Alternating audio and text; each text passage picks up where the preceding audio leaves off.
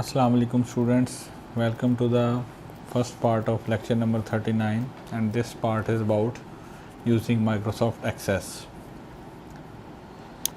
So here are different objectives of this lecture. First of all, we will see the definition of database and the database management system.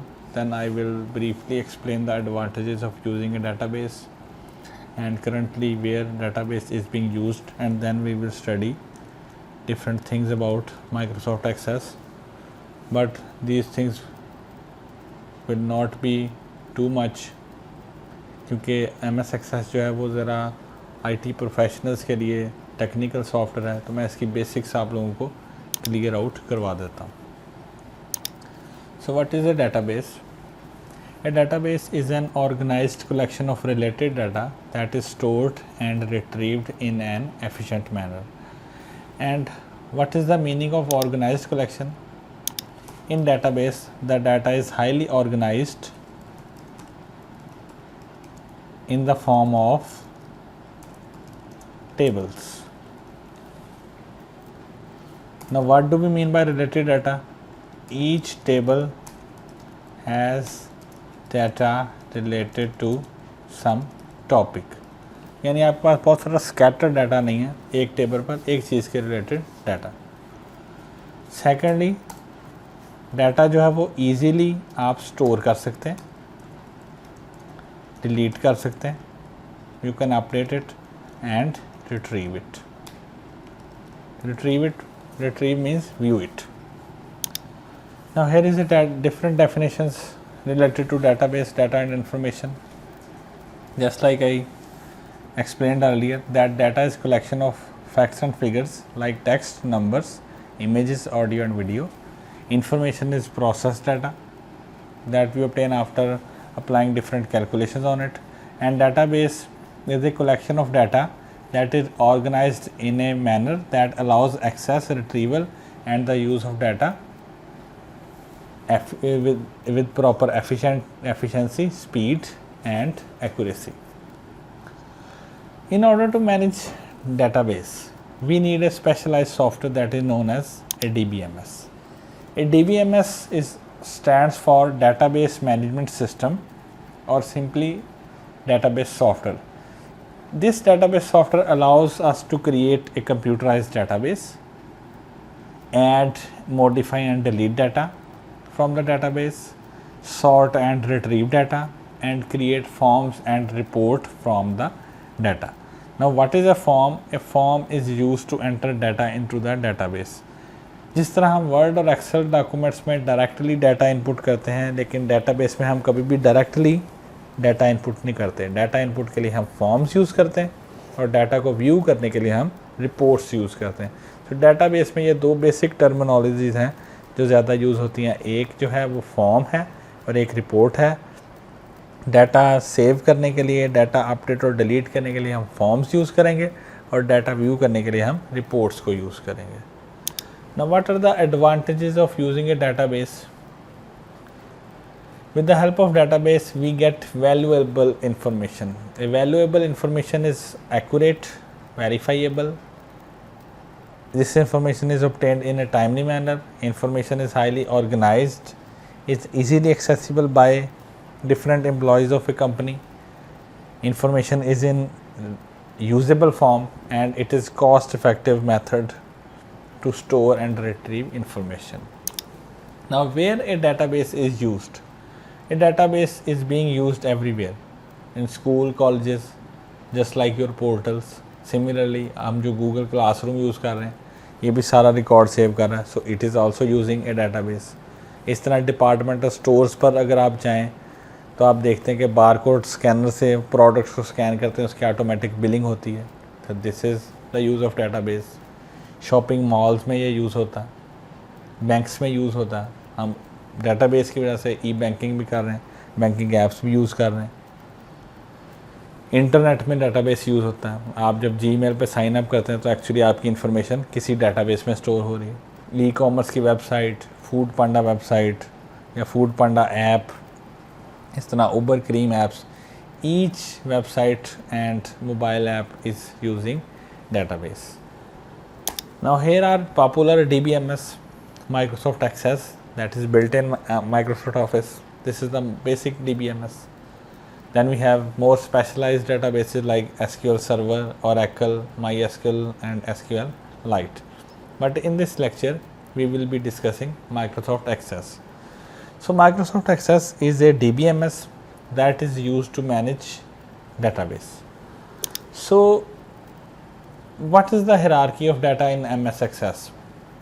In MS Access, there are three things involved in hierarchy of data.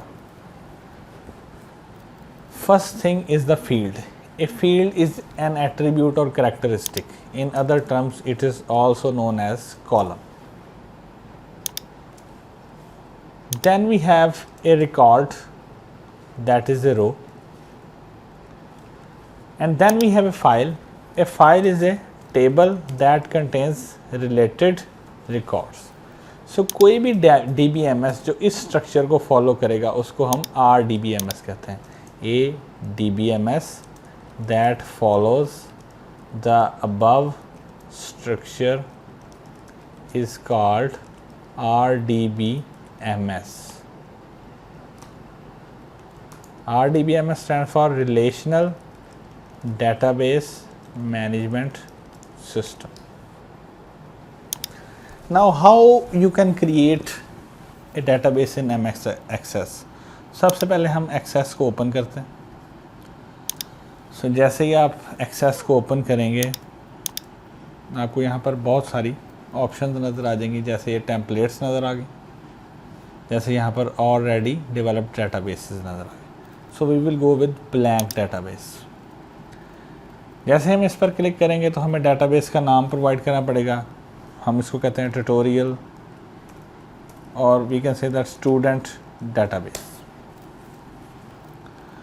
अब जैसे आपने ये database create की तो आपके पास बहुत सारी चीज़ें आ गई. होम आ गया, फाइल मेन्यू आ गई जिसमें वही information new, open, save as और प्रिंटिंग के ऑप्शन है. होम में आपके पास अब आपको यहाँ पर फॉन्ट्स भी नज़र आ रहे हैं. यहाँ पर क्रिएट की ऑप्शन है, फिर एक्सटर्नल डाटा की इंफॉर्मेशन है, फिर डेटाबेस के डिफरेंट टूल्स हैं, फिर फील्ड्स हैं, फिर टेबल्स हैं. So we will go with create. Database जब आपने क्रिएट कर ली, सबसे पहला टास्क होता है आपके पास go to design view of table. अगर आप देखें जैसे मैंने डेटाबेस क्रिएट किया, आपको लेफ़्ट साइड पर एक टेबल नज़र आ रहा. सो डेटाबेस जो है वो स्टार्ट एक टेबल से होती है. तो इसको मैं फ़िलहाल क्लोज कर देता हूँ. सो सबसे पहले हम डेटाबेस में टेबल क्रिएट करेंगे. Now how we will create a table? We will go to create and we will click on table. अब यहाँ पर हमने डिफ़ाइन करना अपने टेबल को. टेबल को डिफ़ाइन करने का सबसे बेस्ट मेथड जो है वो डिज़ाइन व्यू है. तो उसके लिए हम क्या करेंगे? We will right click on the table and go to design view. So first of all it will ask for table name. So let's suppose हम लिख देते हैं student personal information. So जैसे ही हमने पर्सनल इंफॉर्मेशन प्रोवाइड की, अब यहाँ पर आपको डिटेल नज़र आ रही है फील्ड नेम की. यानी अब यहाँ पर हमने किसी भी टेबल के कॉलम्स डिफाइन करने कि वो कॉलम किस तरह से होने चाहिए. यानी कौन कौन सी प्रॉपर्टीज़ और कैरेक्टरिस्टिक्स हम यूज़ कर रहे हैं. फॉर एग्जांपल हम कहते हैं स्टूडेंट आईडी, इसको हम कर देते हैं नंबर. फिर हम कह देते हैं स्टूडेंट नेम, इसको हम कह देते हैं text. Similarly we have student address. Now address is long text. Now this is data type. हर कॉलम की टाइप है. क्योंकि रोल नंबर न्यूमेरिक होते हैं तो हमने नंबर कर दिया.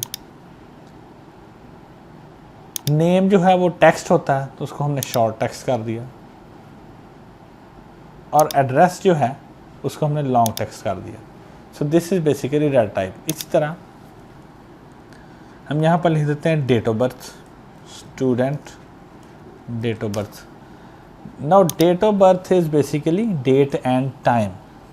So this is the data type, that is date and time. Similarly we say that CGPA, now CGPA is a number. अब यहाँ पर आपने एक और चीज़ देखनी है कि यहाँ पर आपको फील्ड साइज नज़र आ रहा है। Now it defines that CGPA is long integer. Integer is a whole number जो पॉइंट्स के बगैर होता है और CGPA पॉइंट्स के साथ होती है। सो हम यहाँ पर इसके ऑप्शंस को एक्सप्लोर कर सकते हैं।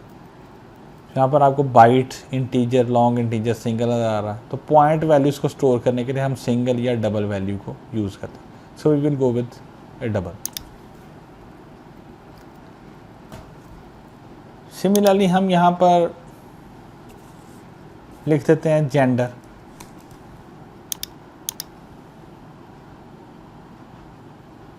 Now gender is also a short text. Similarly हम यहाँ पर लिख देते हैं कि स्टूडेंट ड्रॉप तो नहीं है, इज ड्रॉप्ड। तो ड्रॉप्ड का मीनिंग होगा यस या नो में, तो इसके लिए हम यूज़ कर लेते हैं yes no.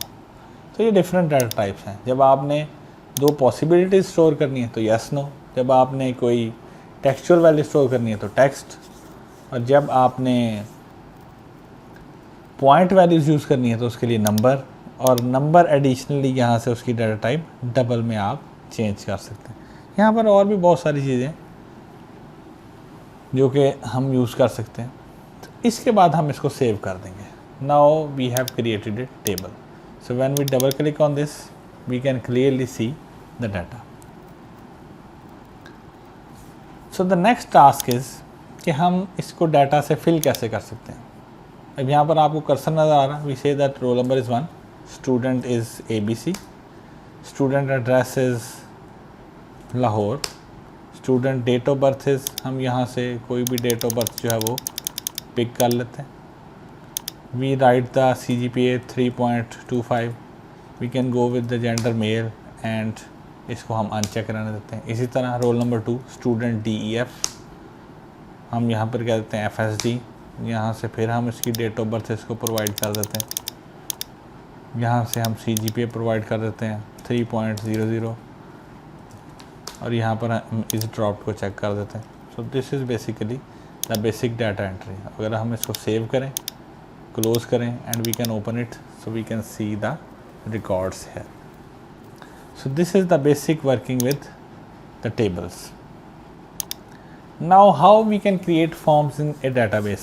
It is a very long discipline, लेकिन मैं आपको एक सिंपल मेथड बताता हूँ फॉर्म्स क्रिएट करने का, that is using form wizard. So we will close this table and we go to create, and यहाँ पर आपको form design and form blank की ऑप्शंस नज़र आ रही हैं।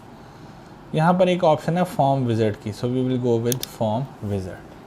फॉर्म विज़ार्ड का ये फ़ायदा कि हम यहाँ पर ऑटोमेटिकली बता सकते हैं कि हमें चंद स्टेप्स फॉलो करने पड़ेंगे और ख़ुद ही फॉर्म क्रिएट हो जाएगा।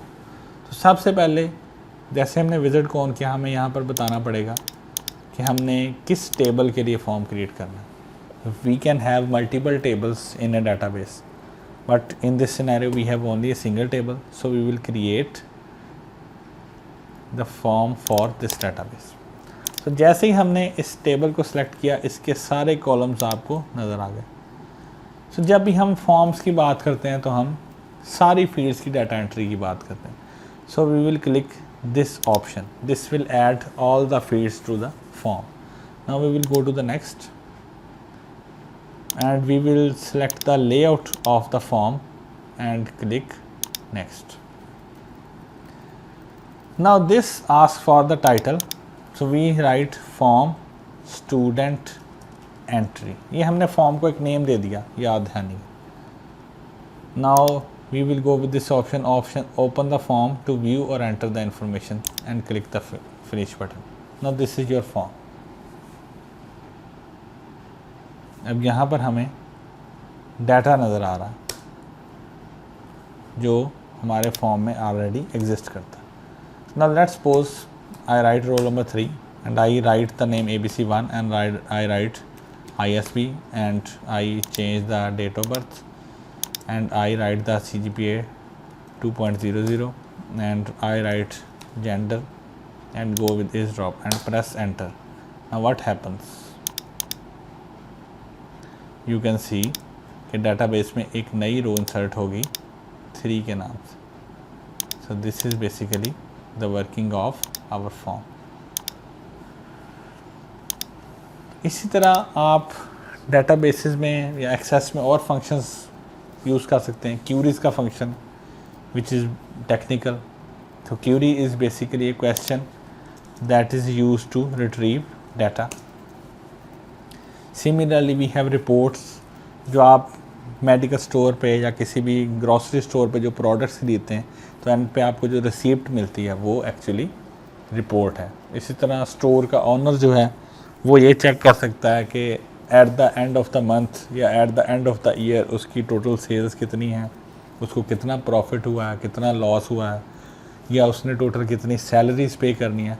सो reports are provide useful information to database users.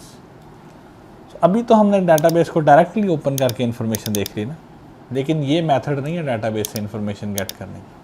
Database से इन्फॉर्मेशन गेट करने का जो बेस्ट मेथड है वो है reports. But in both of these we will use SQL, that is structured query language. It is basically a data manipulation language that is used to store data in the database, that is used to delete data from a database, that is used to update data in the database and retrieve data on the basis of different conditions. So इसके लिए भी हम ये create की option को ही use करेंगे और यहाँ create से हम reports create कर सकते हैं, यहाँ से हम क्यूरीज क्रिएट कर सकते हैं. So let's suppose we go with report wizard. तो जैसे हमने रिपोर्ट विज़ार्ड ओपन किया, इसने दोबारा हमें टेबल नेम पूछा और उसके कॉलम पूछे. नाउ लेट्स सपोज हमें सिर्फ स्टूडेंट के नेम चाहिए और स्टूडेंट की CGPA चाहिए और कोई चीज़ नहीं चाहिए. So we will click on student name and go with this arrow and we will go with CGPA and go with this arrow and then we go to next. Now we again go to next. Now this asks for sorting. अब हम कहते हैं कि हमें sorting कर दो CGPA के हिसाब से. अब CGPA को हम ascending भी कर सकते हैं और descending भी कर सकते हैं. Now we go with descending and go with next and our layout is tabular and we go with finish. Now this is your report. यहाँ पर आपको रिपोर्ट का नेम नज़र आ गया, यहाँ पर आपको CGPA नज़र आ गई और यहाँ पर आपको स्टूडेंट नेम नज़र आ गया. सो अब हम इस रिपोर्ट को प्रिंट आउट भी कर सकते हैं, PDF में स्टोर कर सकते हैं, Excel में इसको एक्सपोर्ट कर सकते हैं. So this is the working of Microsoft Access. So I hope कि जितनी चीज़ें हमने देखी हैं आपने अंडरस्टैंड कर ली होंगी. I will also provide different links that you can use to further experiment with this. So this was our tutorial about Microsoft Access.